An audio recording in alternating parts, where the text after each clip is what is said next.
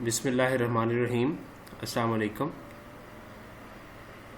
The course title is 19th Century English Novel. The course code is ENGL3114. My name is Awais Yusuf and I'm working as lecturer in English at University of Education, Faisalabad campus. We today will be looking at an article on Jane Austen's Emma. This article is named as How Jane Austen's Emma Changed the Face of Fiction. It is written by John Mullen. When a number of critics believe, contend, think, and say that Jane Austen had a limited range of themes to talk about.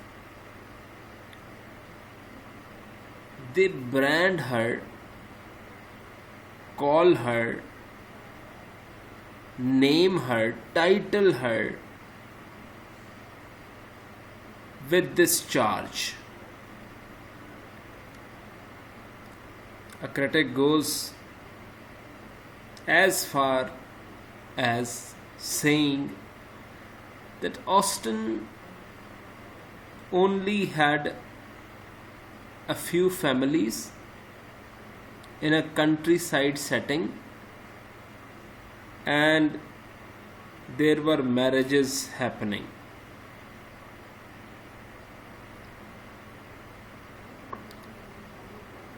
Austen wrote 6 novels in her lifetime. The most famous is Pride and Prejudice. After that, Emma, Sense and Sensibility, Persuasion, they all became famous in one way or the other. But Pride and Prejudice stands head and shoulders above them all. It has wide readership, and the people who like reading it, or the people who have gone through any of the novels by Austen, believe that Austen's thematic range begins and ends at love and marriage. But this man, John Mullen, he believes that Emma is a revolutionary novel. It is a novel that changed the face of fiction, changed the way fiction was being written, gave us new trends, new themes.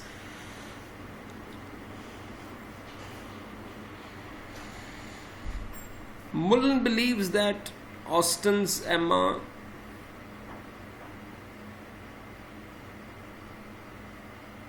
is a kind of experimental novel.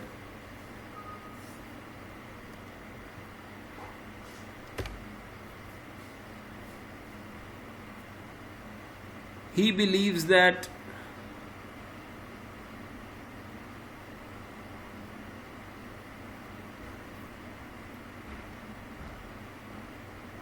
Emma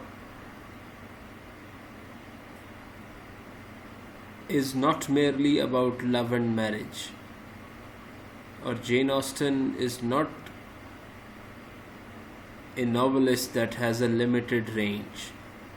But she is a novelist who introduced us towards a new kind of fiction.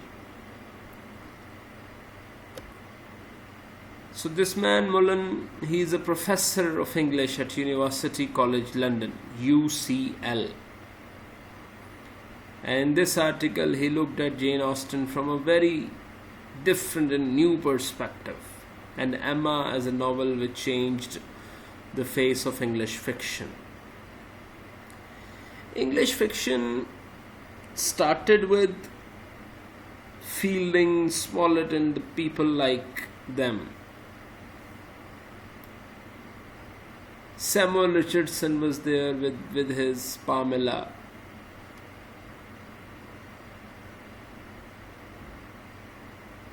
But then came 19th century, and in the very beginning we have Jane Austen. And according to Mullen, she changed the face of English fiction. How? The story of a self-deluded heroine in a small village. Jane Austen's Emma hardly seems revolutionary. From a very common point of view, from your view, from my view, and from a number of critics' view, it's a kind of very common, very day-to-day story. Simple story of a small village girl who wants people to get married, who loves matchmaking, who is a hobbyist, an amateur, not a professional, an amateur. But 200 years after it was first published, Mullen argues that it belongs alongside the works of Flaubert, Joyce, and Woolf as one of the great experimental novels. This sentence needs your attention. Look at this keenly. Try to understand this sentence. We had, in the beginning of novel, people like Fielding, people like Samuel Richardson, who were writing only picaresque novels. Novels about the adventure of a rogue, so-called hero. There were novels that had plot revolving around letters. Pamela, Shamila, Joseph Andrews, all three of them. At the very first point of view, they parody each other. Shamila was a parody of Pamela. And then Joseph Andrews was also a parody. And what all three of these doing? What were they doing? They were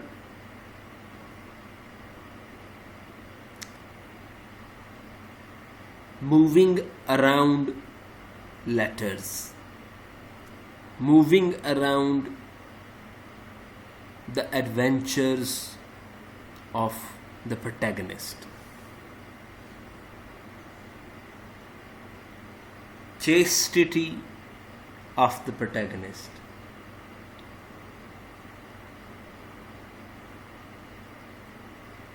It is Jane Austen who experimented with the novel, brought novel out of that adventure of the rogue hero.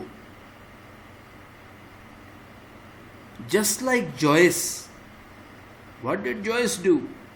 Started stream of consciousness and gave a new way, new dimension with his experiment. What did Woolf do? Virginia Woolf. She did exactly the same with her experimental novels. She went into the recesses of human nature.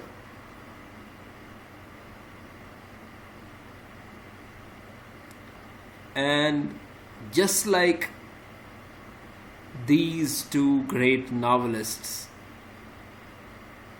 Austen stands as a prominent figure. Only she wrote 6 novels, and 200 years ago she is still read, acclaimed, praised. Why? Because she gave a new dimension. She experimented.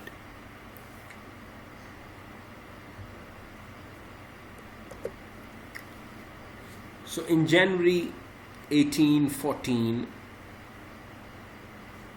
Austen sat down to write revolutionary novel Emma.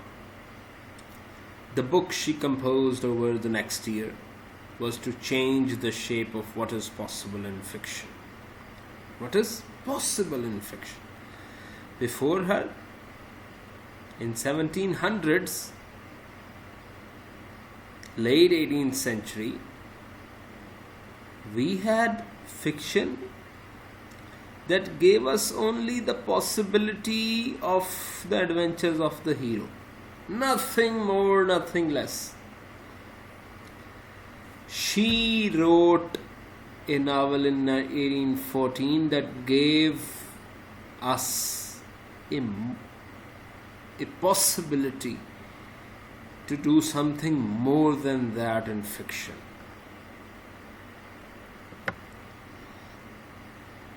Perhaps, from a certain point of view, it seems odd to call Austen revolutionary. Certainly, few of the other great pioneers in the history of English novel have thought so. I'll be quoting a few novelists who wrote very mean things about Austen. So, Charlotte Bronte.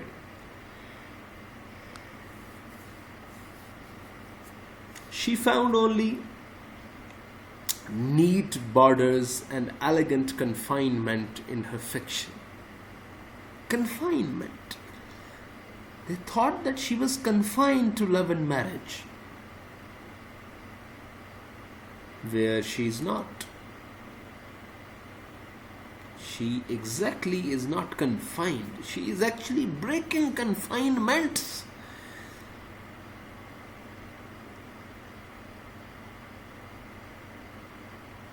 Making Emma the protagonist of her novel. She is not writing about Emma's adventure like those of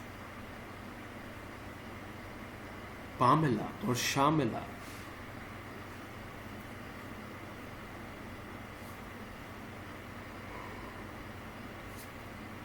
D.H. Lawrence called her English in the bad, mean, snobbish sense of the word. And according to Mullen, they were all wrong. Bronte was wrong. Lawrence was wrong.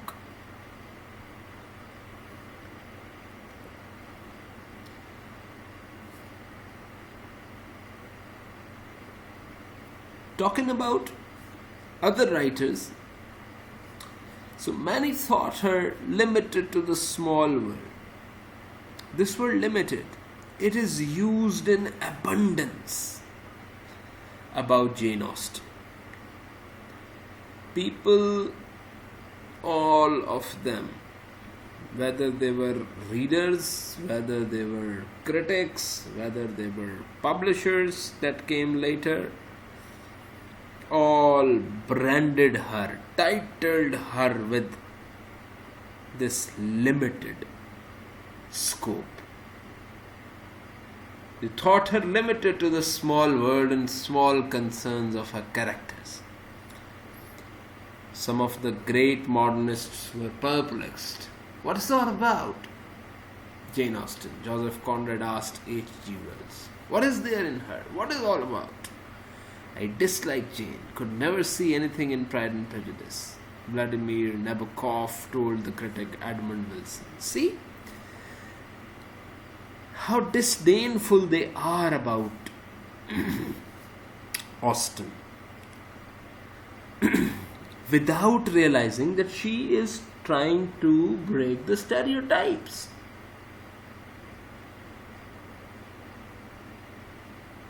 Austen, unlike Conrad or Vladimir or D.H. Lawrence, was writing in 1800s, early 1800s, 1810s.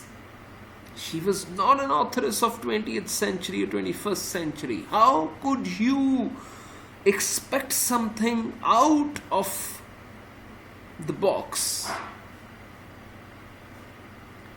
She's already doing her share.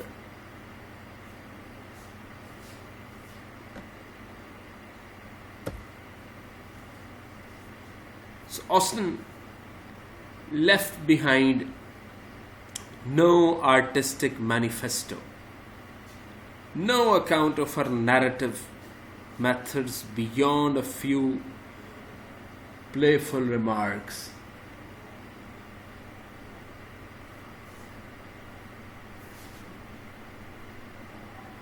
In letters to her niece Anna.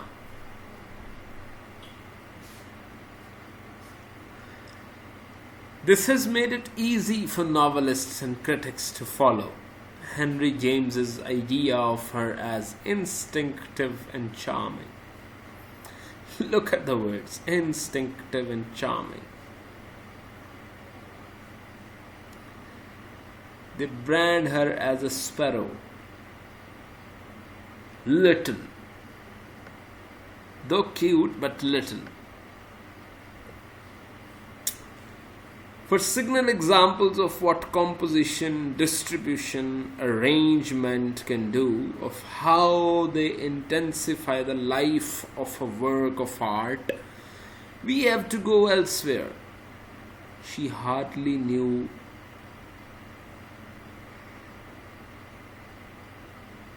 what she was doing. So implicitly, the innovative novelist like James has nothing to learn from her.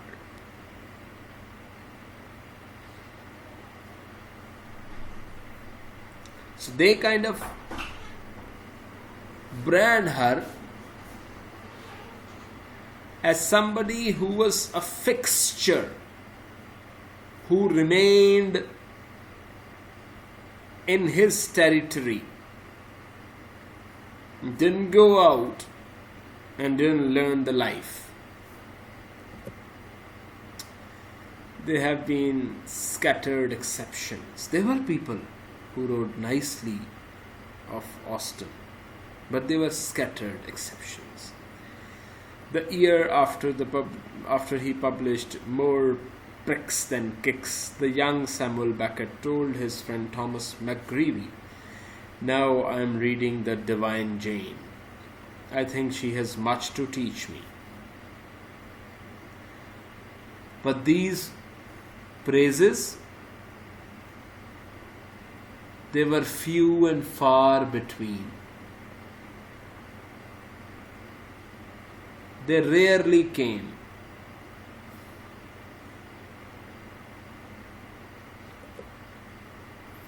Contemporary novelists have been readier to acknowledge her genius and influence. Jane Auten felt a frisson of satisfaction to see that the most formally ingenious British postmodern novel of recent years Anne McEwan's Atonement opens with a lengthy epigraph from Northanger Abbey, which is a novel by Jane Austen.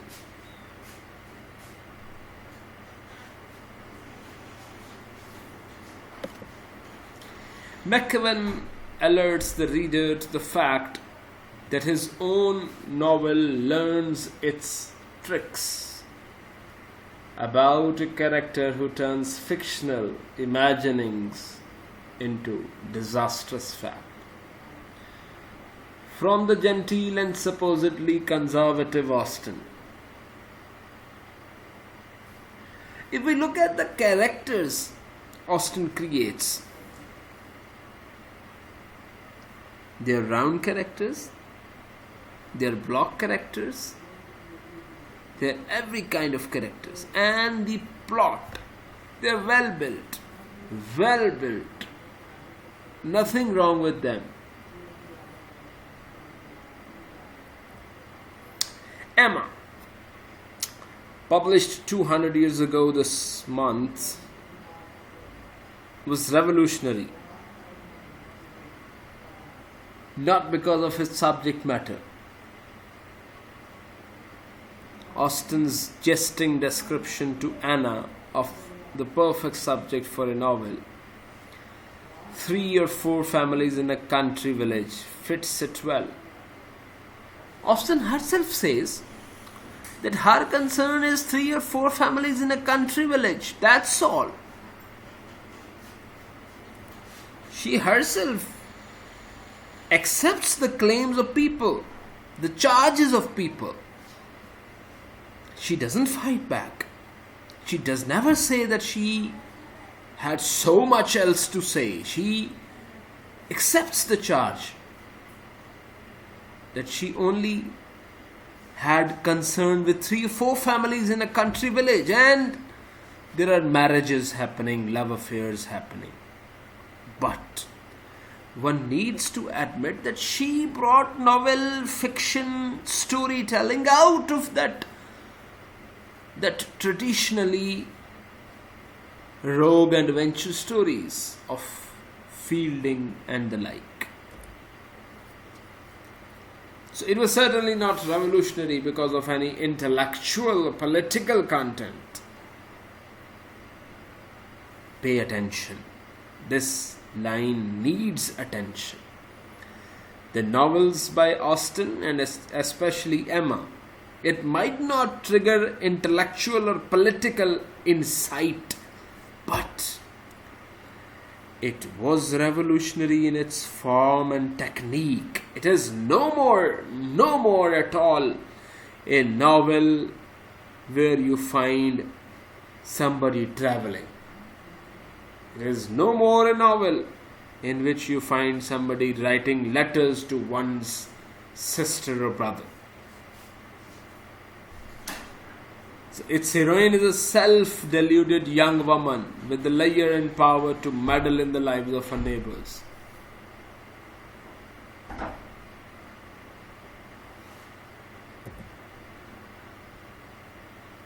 The narrative, it was radically experimental because it was designed to share her delusions.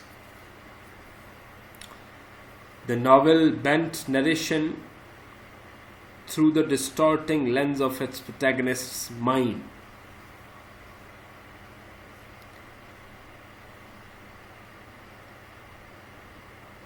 We see through the lens of narrator, and that distorting lens tells us the protagonist's mind. Though little noticed by most of the pioneers of fiction for the next century and more, it belongs with the great experimental novels of Flaubert or Joyce or Woolf. Woolf wrote that if Austen had lived longer and written more, she would have been the forerunner of Henry James and Proust. In Emma, she is. When Woolf is praising her, she is also presenting a negative quality, that she did not live long and did not write more and did not become the forerunner of Henry James and of Prowse. But in Emma, she did. She is the forerunner. Because she is giving, she is experimenting. To measure the audacity of the book, take a simple sentence that no novelist before her could have written. Our privileged heroine has befriended a sweet, open, deeply naive girl of 17 called Harriet Smith.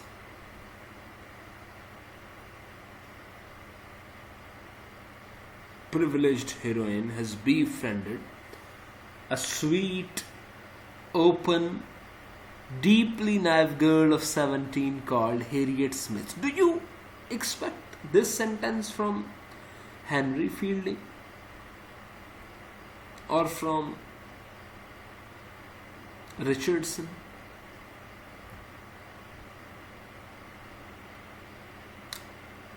Talking about Harriet and Emma, it is wholly unequal relationship. Emma is the richest and the cleverest woman in Highbury. Harriet is the natural daughter of someone left as a permanent resident of the genteel girls' boarding school in the town. While cultivating their relationship, Emma knows very well that Harriet is her inferior. But in every respect, as she saw more of her, she was confirmed in all her kind designs.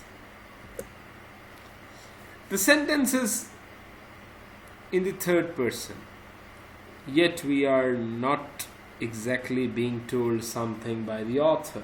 Kind designs is Emma's complacent judgment of herself. Even the rhyme in the phrase makes it sound better to herself. In fact, the kindness is all in the mind of the beholder. Emma has set out to mold Harriet.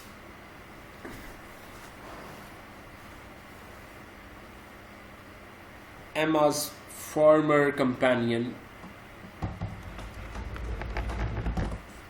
Miss Taylor, has got married and become Mrs. Weston, leaving her solitary and at a loose end. Harriet will be her project. Her plans are kind, she tells herself, because she will improve this uninstructed and wide-eyed young woman. She thinks she has a duty from somewhere above, from heavens. It's a kind of burden on her to civilize.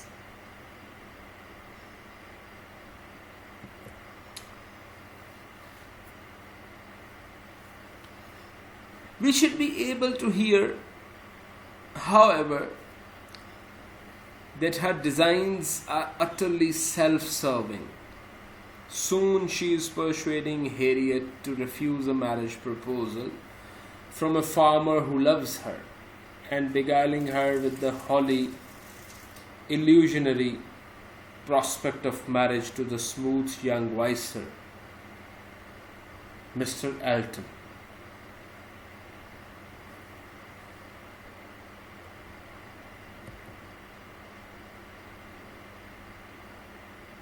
Take another little sentence from much later in the novel. By now, Emma is convinced that Harriet, scorned by Mr. Auten, can be paired off with the highly eligible Frank Churchill. The only impediment seems to be the inflexible Mrs. Churchill, Frank's adoptive mother, who expects him to find a much grander wife.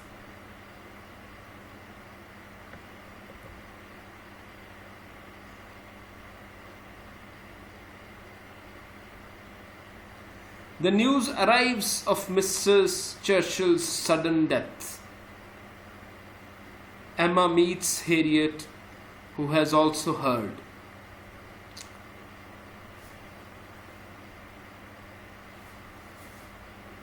Harriet behaved extremely well on the occasion, with great self-command. Obviously, she is learning self-possession from her patron. Emma was gratified to observe such a proof in her of strengthened character.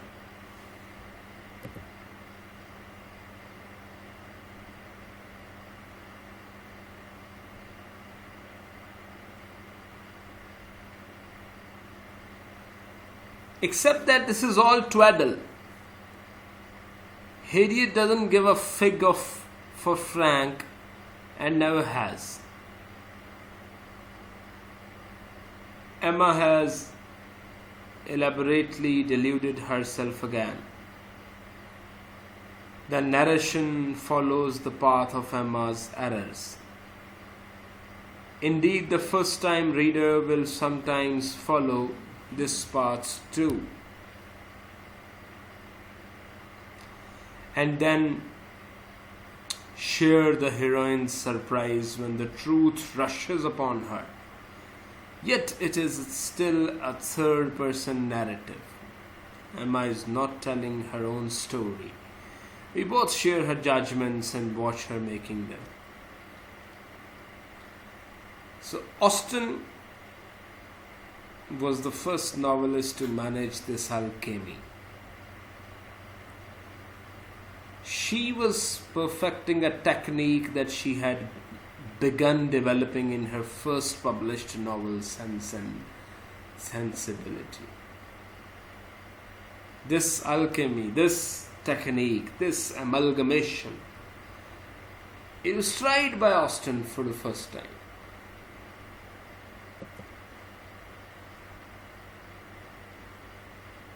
It was only in the early 20th century that critics began agreeing on a name for it. Free indirect style, translation from the original French style indirect library. It describes the way in which a writer imbues a third-person narration with the habits of thought or expression of a fictional character. Before Austen, novelists chose between first-person narrative, letting us into the mind of a character but limiting us to his or her understanding, and third-person narrative, allowing us a godlike view of all the characters, making them pieces in an authorial game. Austen miraculously combined the internal and the external. She did this. So she is changing the face of fiction. She is giving us something new. She is experimenting. She is not limited.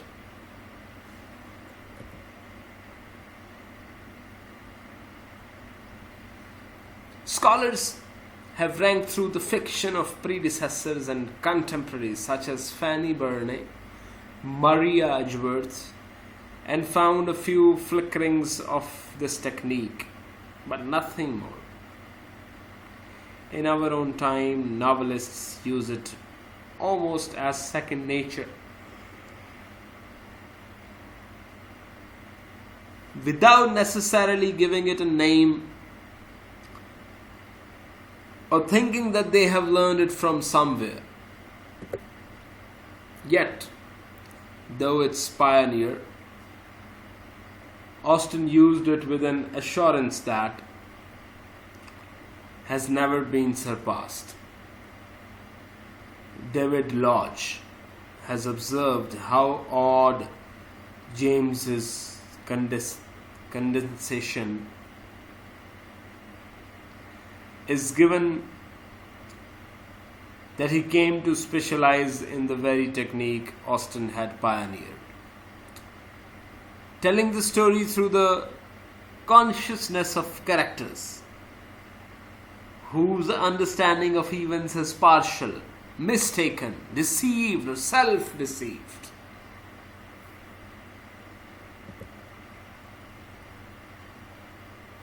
By the time she began writing Emma,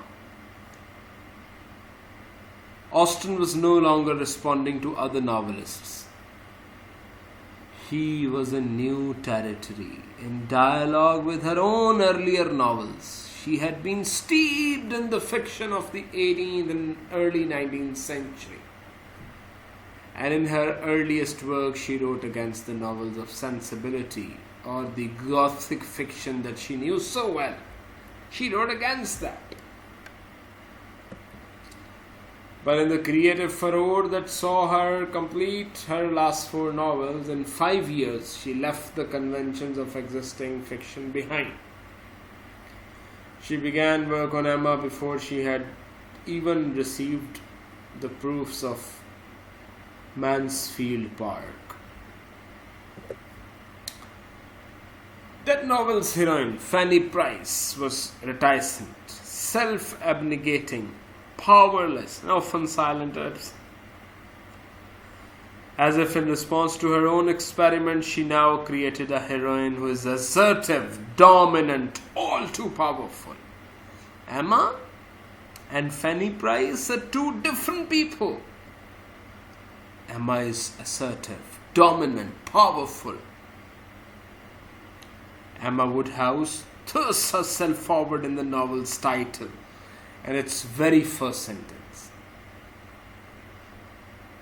We see Emma making her mark, dominating people around her, even her father.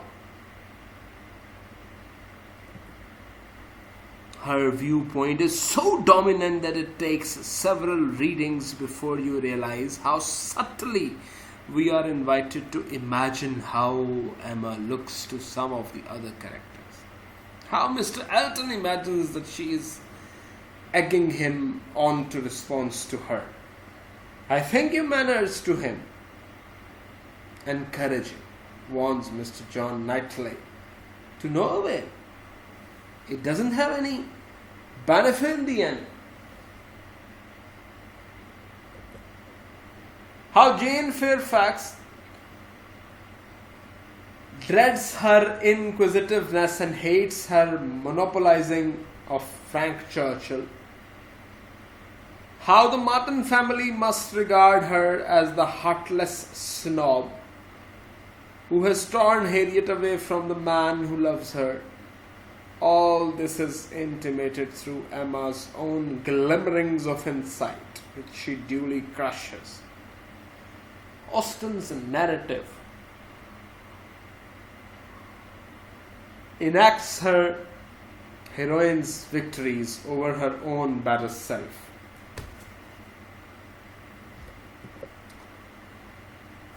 There is, however, one carefully calculated chapter in the whole novel, narrated from another character's point of view. Deep in the 3rd volume, Austen jolts the reader with a chapter from Knightley's point of view. It comes at a crucial point where Frank uncharacteristically blunders by mentioning an item of parochial gossip that he can only know from his secret correspondence with Jane. Mr. Perry, the apothecary, is getting a carriage because he is making so much money from the maladies imaginaries of Highbury. How could he know? It must have been a dream, laughs Frank. Emma is out of hearing. But Mr. Knightley is observing. He watches as all the major characters sit down to play a word game. The novel is full of games and puzzles, and Frank selects the letters for the word blunder. Mr. Knightley sees and suspects. Disingenuousness and double dealing seem to meet him at every turn. The spell of Emma's consciousness has been so powerful that Austen has to wake up for a moment. But the chapter ends with Mr. Knightley suggesting to Emma that there might be some intimate degree of acquaintance between Frank and Jane, only to have his suspicion routed by her. There is no admiration between them, I do assure you. No one can say she was not given the chance to see the truth. So Austen has several different ways of getting us to read through Emma. Key moments, free indirect style becomes something closer to dramatized thought. Austen develops her own system of punctuation for this. Here is our heroine back home after the Weston's Christmas Eve dinner party, reflecting on Mr. Elton's marriage proposal, actually making violent love to her. In the carriage home, she had persuaded herself that he was amorously interested in Harriet. Worse, she had persuaded Harriet for this too. These are lines from the book. The hair was curled, and the maid sent away, and Emma sat down to think and be miserable. It was a wretched business, indeed. Such an overthrow of everything she had been wishing for. Such a development of everything most unwelcome. Such a blow for Harriet. That was the worst of all. Every part of it brought pain and humiliation of some sort or the other. But compared with the evil to Harriet, all was light. And she would gladly have submitted to feel yet more mistaken, more in error, more disgraced by misjudgment than she actually was. Could the effects of her blunders have been confined to herself? Austen's idiosyncratic punctuation, that system of exclamation marks and dashes, allows for a kind of dramatized thought process. Yet, because it is still in the third person, we can judge Emma even as we share her thought. So these new things are there. These are all experimentation with the fiction. She is a person worth our sympathy because she is capable of acknowledging and feeling sorry for mistakes. But by this unprecedented subtlety of Austen's narrative technique, we sense that Emma regrets the scotching of her plans, such an overthrow of everything she had been wishing for, as much as or more than the impending pain for Harriet. We can even hear her trying to persuade herself. She would gladly have submitted of her unselfishness.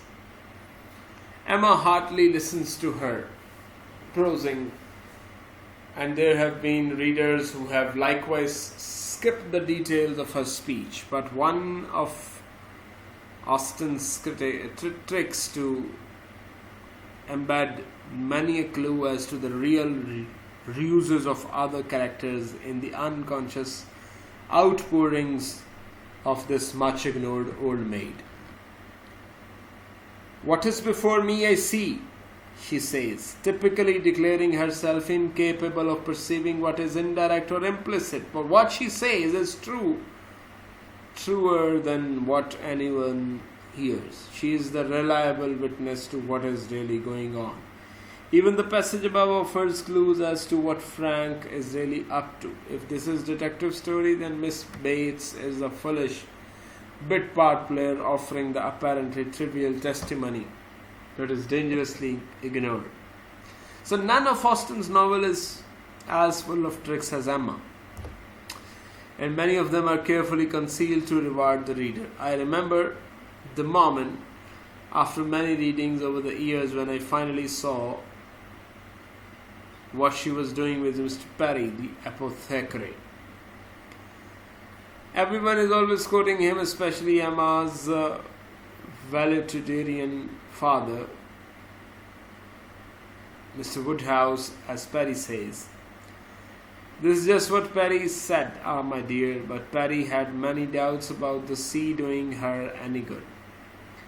Mr. Perry is always being spotted passing by all those lucrative house calls, and his views are always being reported. Yet not a single word that he ever says is actually given us in the novel. Of course not. He is the echo to every other person's existing prejudices. No wonder he is so successful. It is a joke buried by Austen for posterity to discover. As she told her sister Cassandra, she only wrote for those who had a great deal of ingenuity themselves.